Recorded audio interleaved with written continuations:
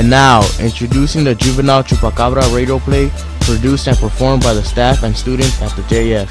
This is Don Burton. I'm one of the deputy probation officers assigned to the Ventura County Juvenile Hall, better known to county residents as the JF, short for Juvenile Facilities. I'm also the narrator in this story. Our juvenile hall is state-of-the-art. It's basically a series of 11 newly constructed buildings on 45 acres of land, all nestled next to the Santa Clara River of Ventura County. Any institution of this size has its share of fantastic stories, incredible acts of kindness, and tales of sadness. Such is true with the JF. If you're somewhat familiar with the JF, then you've heard rumors about the juvenile hall Chupacabra, but most of what you've heard has probably been a fictional story or has been misconstrued from actual events. I'm going to provide you with the real story of the Chupacabra. Yes, the Chupacabra is very real. Keep an open mind as you listen to our encounter with the beast, and soon you will be believers too. It all began May 2010, shortly after midnight. CSO3 Rebecca Jimenez approached me in the program administration building. Hey Don, I'm going to walk the JF perimeter. Do you want to go too? Oh, why not? It's almost 1 a.m. and I need to do something that will wake me up. Are we going to take the cart? Didn't you hear me? I said I was going to go walk the perimeter. Okay. I need the exercise. Let's go. Do you want to go out by Anacapa or the other route by Balcom? Let's take the quick exit and go out to Anacapa. It's kind of cold out here for this time of the year. Sure is. I should have grabbed my jacket.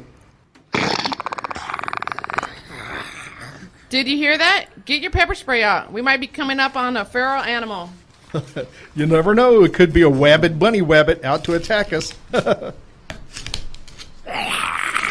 Oh, crap. It sounds so close, and it sounds like a dog. Maybe a coyote. Why are you spraying your can here? That animal must be 30 yards away. I just want that varmint to know we mean business. Central, can you place the camera on the fence near Santa Rosa? We can hear animal noises from that area. 10-4, the camera is in position. Rebecca, I see some movement in the reflection of eyes. Yes, it's some kind of small animal going under the perimeter fence. It looks like it's going towards the river. I see it. It's digging under the fence. Oh, man! Did you see those teeth? Was that a dog or a possum? That sucker sure can run fast. There's no way a possum can go that fast or dig under a fence like that thing did. It had some gnarly teeth, almost like teeth of a shark. I've never seen anything like that before. Look at that area under the fence. Is that blood? It is blood. And there's more blood over here. And 2 dead rabbits. Wait a minute. These rabbits are nothing but a sack of bones. Rebecca, it looks like the blood has been drained out of both of those rabbits. What kind of animal does that? Let's go into Santa Rosa and get some biohazard bags for the dead rabbits. I think we better let someone investigate this thing.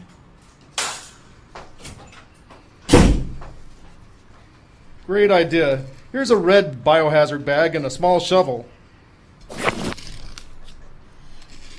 I don't mind going out there again just as long as someone stays nearby while I shovel them in the bag.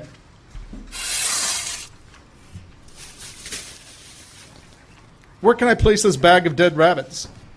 Here, place them here in the recreation yard of Santa Rosa. I will leave a message for Angie Vahar to look into this when she comes in on shift at 6 a.m.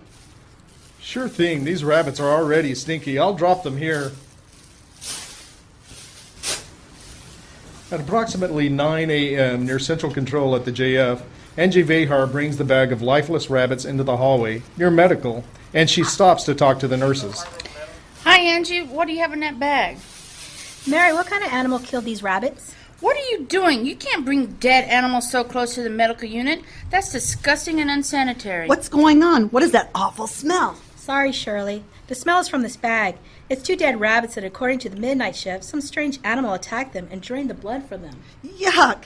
I am not a rabbit expert. Call animal control and get that bag away from here. We don't need that thing anywhere near our medical unit. Animal control can tell you what kind of animal you're dealing with, but call them quickly before those rabbits decompose even more. Whew, they stink. Hello? Animal control? Animal control, this is Officer Bob Wiesma. Can you send someone out to the juvenile hall? We're having problems with some kind of wild animal straying onto our property and killing the rabbits. You should see these rabbits. It looks like blood has been completely drained from them. We've been getting a lot of crazy reports like that. We'll send over an officer and a specialist right away. Our people will want to make an inspection of those rabbits. Please keep them stored on site. What's your street address? The juvenile hall is at 4333 Vineyard in Oxnard. Tell your officer to report to the lobby and ask for the watch commander, Officer Scharf. I guess I better call Officer Scharf and tell her that animal control will be calling her soon. Officer Scharf, what's your 2421? I'm at Wheeler 5629. Hi, Angie. Officer Scharf, an officer from Animal Control will be coming by in just a little bit to talk to you about a wild animal that has been attacking rabbits on our JF property. Are you serious? You mean like a coyote or something? I guess so. We'll know more when Animal Control gets here. I'll meet up with you when he arrives. Okay.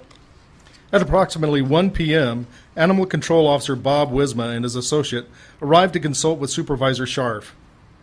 Officer Scharf, this is the officer with Animal Control, Bob Wisma, and his associate is Dr. Conrad McMurray from County Health. Gentlemen, this is Officer Scharf.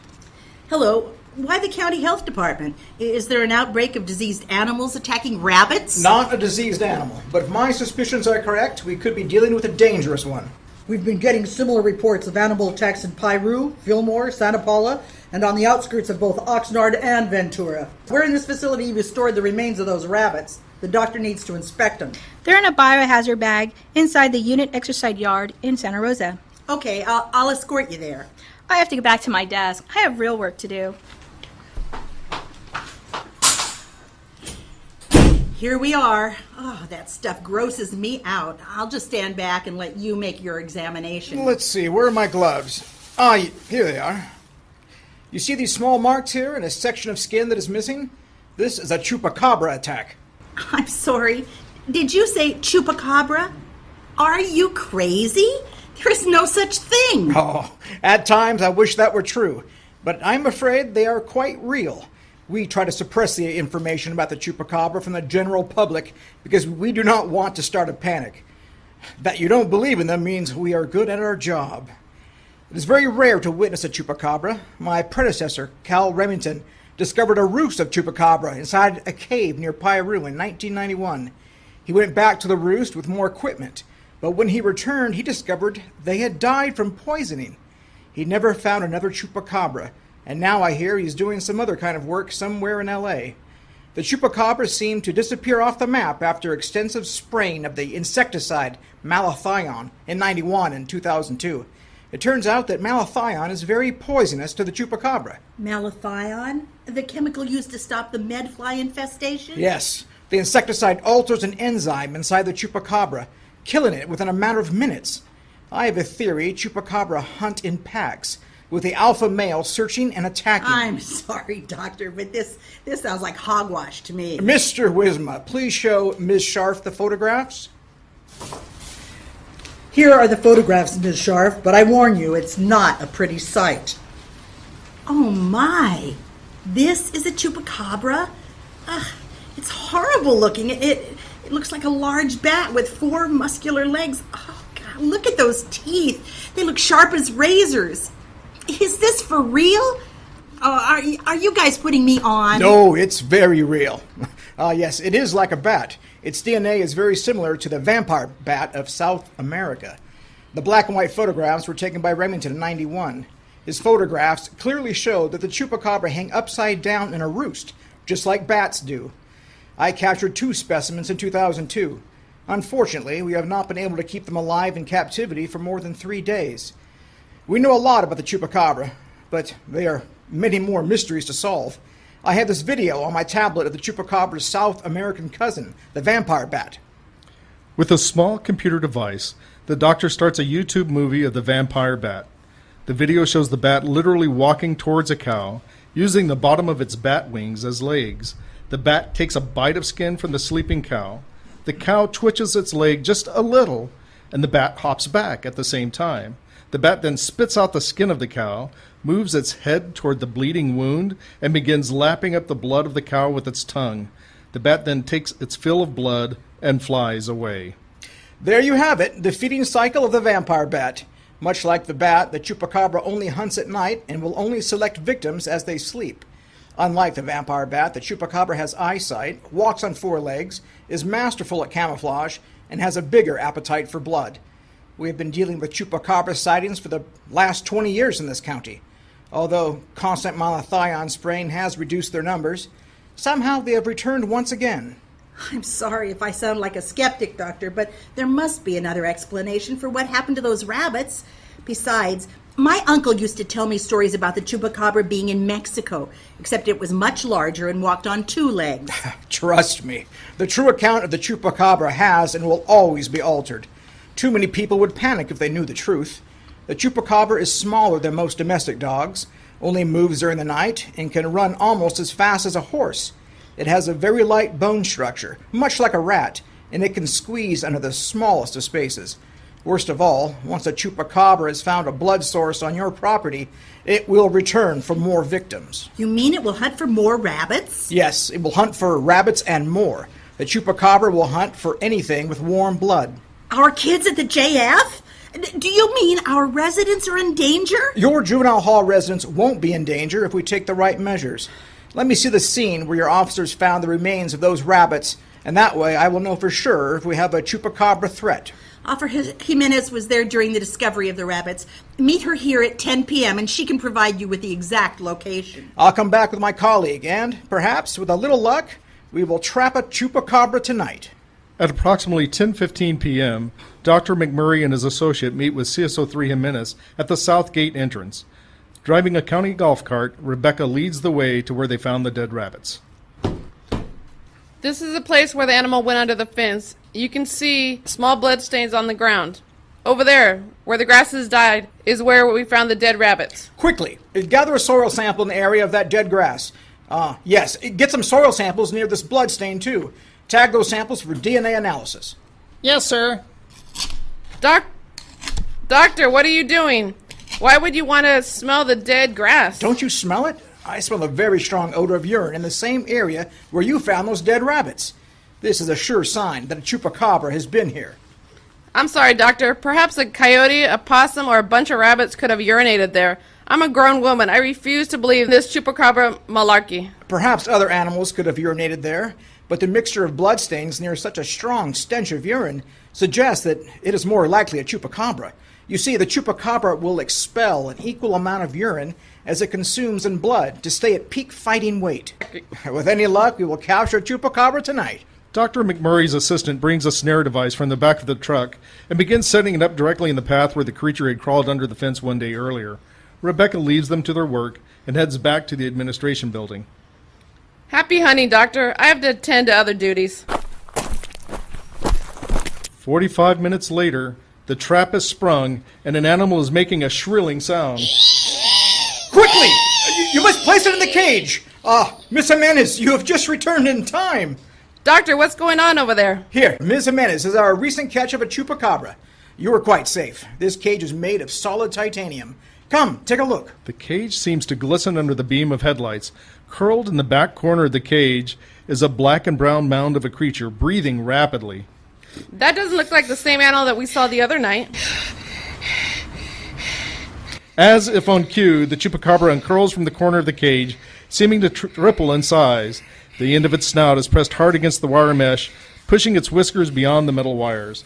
The chupacabra takes in the view of all the people surrounding the cage and makes a low, menacing, growling noise. It sniffs the air, and it stands taller. It bares its razor-sharp teeth and makes an attempt of crashing through the top of the cage, resulting in a loud thud. Okay, that's it. That's the animal we encountered. Oh my God, they do exist. Chupacabra is very real. Watch Commander, what's your 2421? Heading to booking in 2. Can you meet me in the perimeter fence near Santa Rosa? We have a fresh booking, but I'll get there as soon as I can. Here is how we will capture more of the creatures. I've just given the rabbit an injection of propofol. We will drop the rabbit in the chupacabra's cage, whereupon the chupacabra will soon feast on its blood.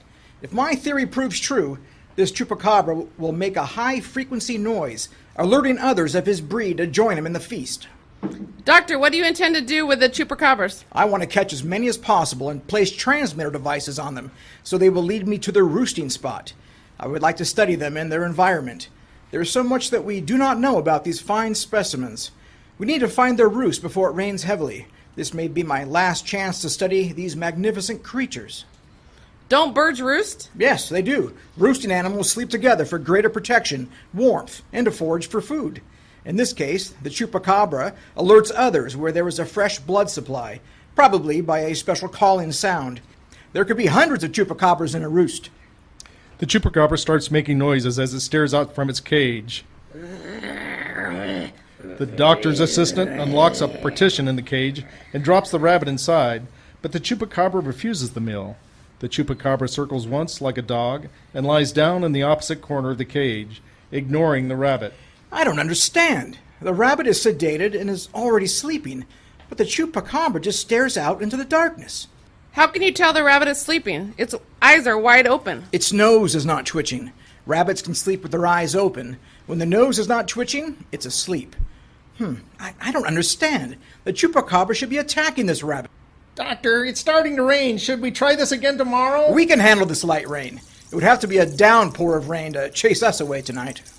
At this very moment, there's a chirping sound on Rebecca's radio.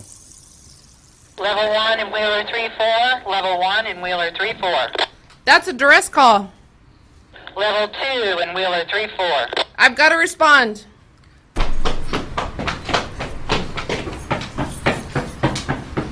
Three corrections officers converge at the end of the hallway leading to Wheeler. Officers Polonaise and Amenis reach to the door in Wheeler 4. As they arrive, they see Officer Zimpelman on the upstairs tier of Wheeler 4, pointing downstairs. Down there. We're down here. Did a kid jump? No, rats. We have rats. They came out from underneath the door and jumped downstairs. They're down there somewhere. Start over. Tell me what happened. I was conducting a head count and I started hearing strange noises in room 307, which should have been empty. I shined my flashlight and all I could see were those beady-eyed rats slurping water from the floor. I'm sorry for hitting my dress and calling a level 2. I never encountered rats in here before. They slid under the door. One of them ran into my leg. I bet they're just field mice coming in from the damp weather. Yeah, probably mice. What is your status? We are code 4. I'm going upstairs to room 307. There are sandals next to that door. Whose room is this, and where is he? Juan Jamal has that room. He buzzed down to the front desk 20 minutes ago and said that he had picked his nose and couldn't get it to stop bleeding. He's in medical. There's blood on the floor of this room. They were drinking blood. Those aren't rats. They're chupacabras. This is Central, returning 1 from medical. Do you copy?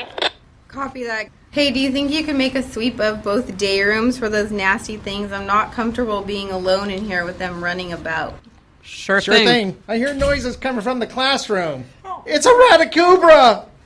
A ratacubra!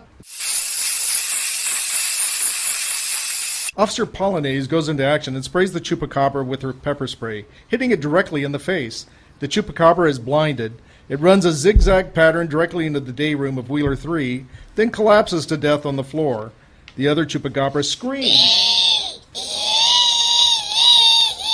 As it darts out of the classroom, runs out in the Wheeler hallway, and is about to make its escape into the exterior hallway when Juan Jamal blocks its path. The Chupacabra tries to squeeze through the closing door, but Juan reaches back and purposely pulls the door hard. The door slams on the creature's head and kills it, sending blood across the concrete. Ew! Hey, Ms. Zimpelman, you guys have rats in here? Big ones. I cracked that one's head. You need to call an exterminator. Weren't you scared of that thing? Nah, I've seen bigger than once in LA. Officer Polonaise and Lemus place the remains of the dead Chupacabras in a bag. Polonaise quietly explains that they killed a Chupacabra, not a ratacubra. Officer Lemos just smiles and shrugs his shoulders. Officer Jimenez, what's your 20? I'm at the perimeter fence and there is nothing here. I can see nothing but a torn up empty cage and an unoccupied truck. Repeat that? No one is over here. What's going on? Did I miss something? I'll be right there. Rebecca arrives at the perimeter fence and is perplexed at what she sees. Rebecca quickly tells Officer Scharf about the doctor catching a Chupacabra and explains that they had killed 2 more in the Wheeler unit. It starts to lightly rain. Where's Dr. McMurray? What happened to this cage? It looks like it's been pried open from the top. Officer Sharp, look, the brake lights came on in the doctor's truck. Officer Sharp shines her flashlight inside the cab of the truck and sees the doctor and his assistant cowering below the dashboard. Roll down your windows. What's happening to you two? Oh, thank God you're here. It came from nowhere. It seemed to drop out of the sky. It was large, much larger than any chupacabra we have ever encountered, making it a mega chupacabra. Mega Chupacabra? What is that? Oh, excuse me. Mega means it is much larger than standard size. I believe this mega creature is the mother of the chupacabra we had captured, perhaps the mother of hundreds. She did not take kindly to finding one of her offspring inside the cage. It stood on two legs and swiped at us with sharp claws, cutting my shoulder and my assistant's knee. It then grabbed me and tossed me aside like a rag doll, and I weigh over 200 pounds. We made it inside the cab of my truck to save our lives. It ripped the cage apart like it was made of paper. I am classifying the chupacabra as a danger to the community. Are you okay? Can you walk? Yes, I believe so. We will need stitches to close these wounds, but we should be okay. Central, call 911. Tell them we have 2 injured men with lacerations who will be in our medical unit. Alert the nurse that we will be there shortly. Officer Sharp informs the doctor of the events that occurred earlier in Wheeler and how they managed to kill 2 chupacabras. I remembered that the chupacabra had to shield its eyes from the headlights of our truck. I believe all the chupacabras have sensitive eyesight. The pepper spray probably sent the creature into toxic shock. Keep more of your lights on around the complex and use motion sensor lights if you can. If you use pepper spray, be sure to aim for the eyes. The weather forecast calls for several days of rain. It is very likely that the chupacabra will move its roost indoors to get away from the rain. You must find their roost, Miss Sharp. You must kill them. Kill them all! The emergency personnel arrive with 2 gurneys and take both injured men to the hospital. Officer Sharp and Rebecca head towards the administration building. Do we have cameras with video recording capabilities at that section of the perimeter fence? We have cameras, but they're far away, and it will be hard to recognize anything with the rain outside. Let's review the DVR recordings and see if we can tell what happened to those men. Officer Sharp and Rebecca searched the video recordings of each of the units, but could find nothing of interest. No strange animals, nothing to match what the doctor saw. The only thing they could barely see through the falling rain was a maintenance worker climbing up the outside service ladder leading to the air conditioners of the multi-purpose gym. Oh, this is frustrating. We know that a dangerous animal is out there, but we don't know where. You heard what the doctor said. The animal is moving its roost indoors. Call every unit by phone. Tell them we are in lockdown with no movement until daybreak. I'll call Sheriff's Dispatch and make a request for a SWAT team to assist us in the search of the chupacabra's roost. A group of approximately 20 people meet inside the facility admin building at 1300 hours. Can you believe what's happening? I don't know what's going on over here. Honestly, goodness gracious, it's just too much stuff. Officer Sharp discusses the events of the last 2 days to the JF management team. A somewhat injured Dr. McMurray, the JF maintenance staff, and the squad leader of the sheriff's SWAT team are in attendance as advisors. Everyone was in agreement to extend the lockdown. In addition, all agreed to search for the chupacabra's roost in each and every building. The SWAT leader reminded everyone that the fierce wind and rain would make the searching more difficult and may render the chemicals less effective. Officer Sharp talks to Angie Vehar prior to starting her search team's search of the Wheeler unit. Angie, who was the maintenance man I saw working here last night? That would have been Charlie. He was here till 10 p.m. No, not him. Who was the maintenance worker climbing up the service ladder on the outside of the multi-purpose gym? It was about 1 o'clock. No one from maintenance worked that late. Officer Sharp, you realize that there are no service ladders on the outside of the gym. All access ladders are on the inside of the building. Quick, let's search the multi-purpose gym first. Rebecca and I reviewed videos earlier this morning, and we observed that we thought there was a maintenance worker going up the side of the building. Of course, that wasn't a man we saw on the video. It was the beast that attacked Dr. McMurray. It crawled up the surface of the building. The search team meets in front of the multi-purpose gym. Officer Sharp secured the services of 2 maintenance workers, including Charlie, 3 SWAT team members, Dr. McMurray, and 4 probation staff. They decided to use the scissor lift truck to take the 3 team members on the roof and start surveillance of the air conditioner access rooms. They found nothing unusual. The second team entered from the gymnasium door located across from the Wheeler unit. Once again, they found nothing unusual. Both teams met near the entrance of the computer room. Upon opening the door, they could smell an overpowering stench of urine. Charlie, is there a busted sewer line in there? No, the sewer lines are on the north side of the building, far away from here. That smell is from something else. That smell is from the Chupacabra. I'm positive. Charlie, do you know how we can gain access above this room? Let me show you.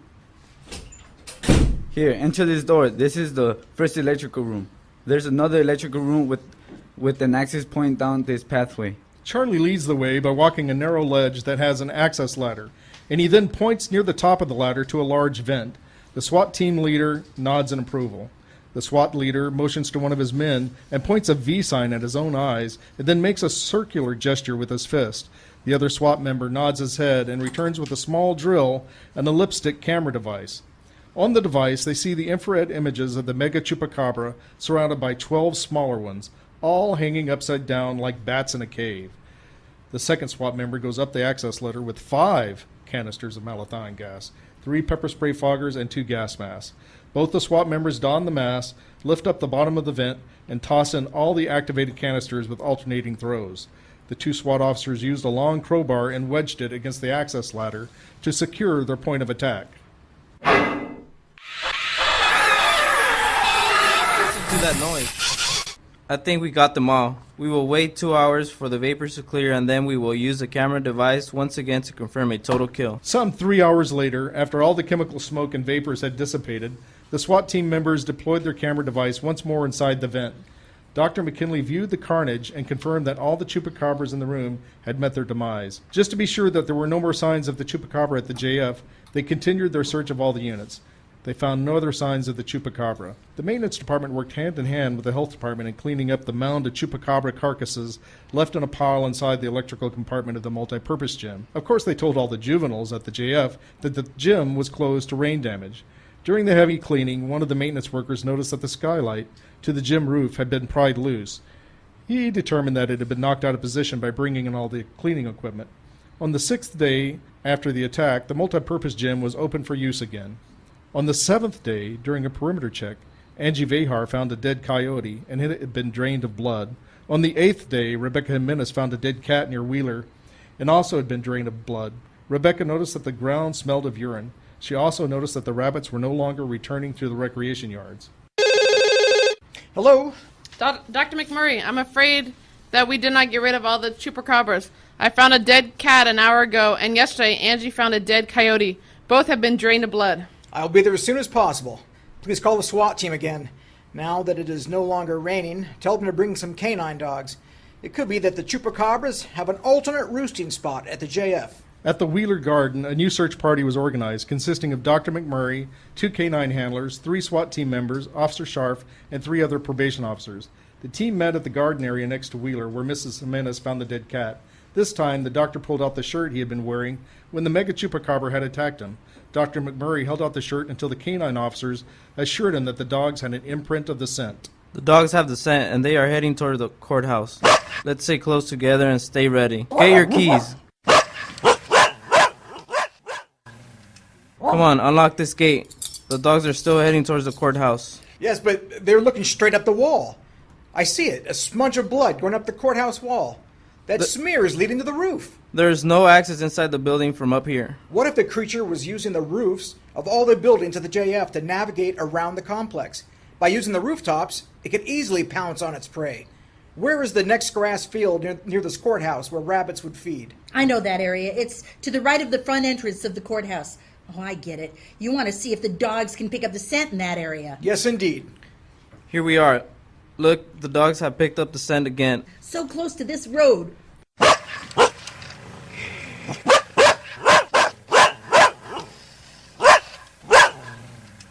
Dr. McMurray starts staring off at the far corner of the JF property. What is that building? There, in the distance. Is that a house? That is the original farmhouse for all this property. It's condemned.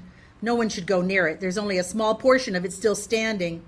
You don't suppose it is a roosting spot, do you? Any dark place will do for a roosting spot. That is probably the perfect hiding place for the Chupacabra. Keep the canines in the courthouse parking lot. I'll lead 3 through the front door. Only the center of the house is standing, and the remainder of the house is in shambles. The SWAT leader chooses his 2 men to accompany him, and he slowly opens the front door, which seems very frail.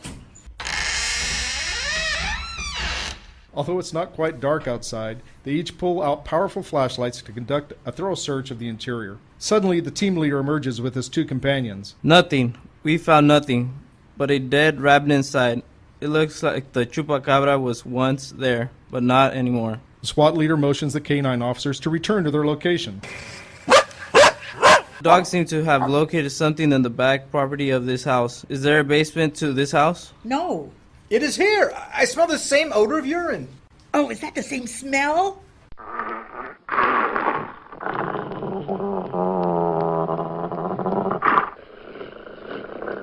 Bomb shelter? No, the only thing back there is a large swimming pool, but it's been covered over with a tarp and boards. Look, those boards are moving. The mega Chupacabra comes leaping out from underneath a pile of wood at the end of the pool. Growling and with its sharp teeth exposed, it leaps directly at the barking dogs. I don't think so. The mega Chupacabra falls through the wood and into the pool with a resounding crash. Without hesitation, Dr. McMurray throws in a flare. The tarp catches fire, and the Chupacabra covers its eyes while making a horrible scream. 6 smaller Chupacabras try to scramble away, but they are only met with 4 more flares. The fire spreads to the ranch house, and soon the smoke billows tall enough that the traffic begins to come to a crawl on Vineyard Avenue. Now there is our total kill. I better call the fire department before this thing spreads any further. Central Control, can you contact the fire department? We've been monitoring your movement by camera and could see the fire. The fire department is already on its way. Well, Dr. McMurray, this has been quite an adventure. I'm glad it's the end of them. Maybe. Who knows what will show up in the next 10 years or so? A total of 3 large fire trucks surrounded the burning ranch house. Within 2 hours, nothing was left but an igloo-shaped mound of glowing amber and an occasional wisp of white smoke. Immediately after the fire, the county issued a press release saying that the fire had been pre-planned as a training exercise for the fire department. But you know the real story. It's been a few years since our encounter with those demons, but we still remain vigilant. We've installed motion detector lights around the facility, shine bright lights in the rooms at night, and, most of all, we carry pepper spray with us at all times. At least, I think we've had no other sightings. Central Control, I found another dead rabbit near the perimeter fence. Copy that. The new protocol is to toss them over the fence like all the others and let the wild animals dispose of them. 10-4.